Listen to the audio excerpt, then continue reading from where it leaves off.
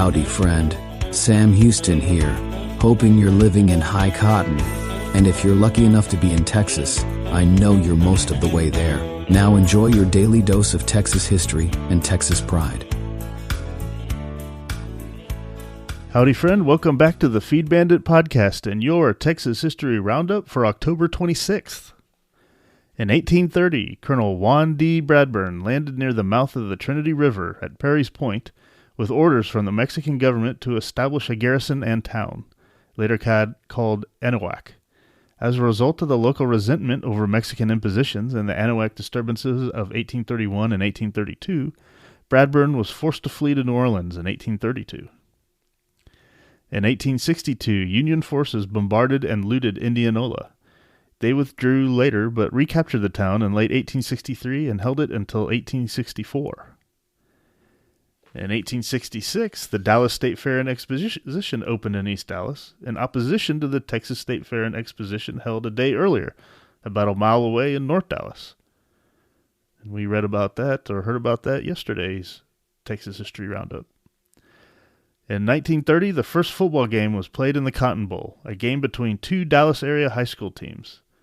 The Cotton Bowl began hosting the Red River rivalry between UT Austin and OU in 1932, and the Cotton Bowl Classic in 1937.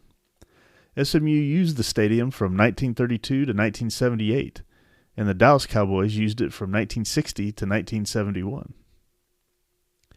In 1944, Major Horace S. Stump Carswell Jr. died in a B-24 crash in the Pacific Theater.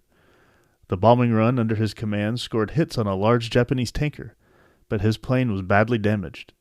He was able to reach land where his crew bailed out, but he and the wounded co-pilot died when he attempted a crash landing.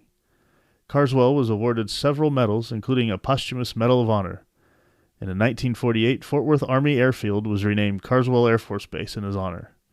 Carswell was born in Fort Worth in 1916.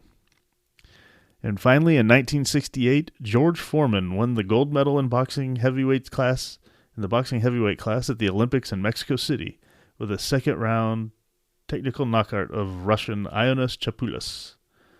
I guess George Foreman is from Texas. They didn't bother to include that here. But, George Foreman ended up creating, of course, an amazing little grill that I used growing up. Although now I wouldn't really use it so much because I like to have the fat. That was actually became really popular during the eat no fat phase and all that sort of stuff. But now, of course, you got to eat your fat. It's healthy for you. Very healthy. So don't neglect that. But that's what I do. I don't give advice. I just tell you what I do. You got to eat the fat. That's what I do. All right. Okay, with that, hope you enjoyed that. That was your Texas History Roundup for October 26th. We'll see you back here tomorrow for the next one.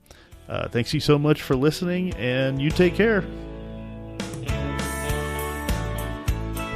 Well, there you have it. If you like our podcast, check us out at feedbandit.com. There you'll find awesome Texas First outdoors gear and apparel. Your purchase helps support the Bandits and keeps this podcast on the air, fighting for you and for Texas. Remember, preserve the tradition, protect the legacy. Until next time.